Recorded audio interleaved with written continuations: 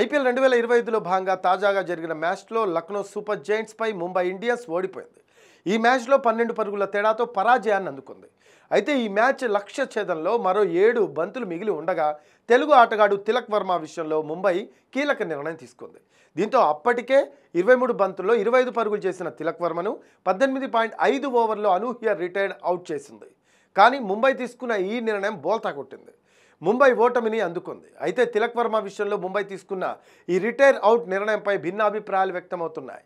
Match గెలవడం కోసం ముంబై తీసుకున్న ఈ నిర్ణయం బెడిసికొట్టడంతో హర్భజన్ సింగ్, సునీల్ గవాస్కర్ సహా పలువురు మాజీ క్రికెటర్స్, క్రికెట్ అభిమానులు ముంబై జట్టుపై విమర్శలు గుప్పిస్తున్నారు.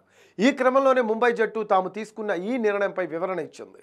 ముంబై కోచ్ జయవర్ధనే మాట్లాడుతూ తిలక్ వర్మ తాము ఆశించిన స్థాయిలో ధాటిగా ఆడలేకపోయాడని అన్నాడు.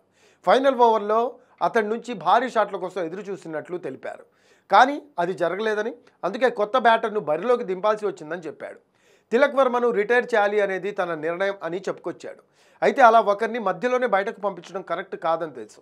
కానీ ఆ సమయంలో వ్యూహాత్మకంగానే ఈ నిర్ణయం తీసుకున్నాను. దీని గురించి మరీ లోతుగా ఆలోచించకండి. ఇది కేవలం ఆట కోసం తీసుకున్న నిర్ణయం మాత్రమే అని జయవర్ధనే చెప్పుకొచ్చాడు.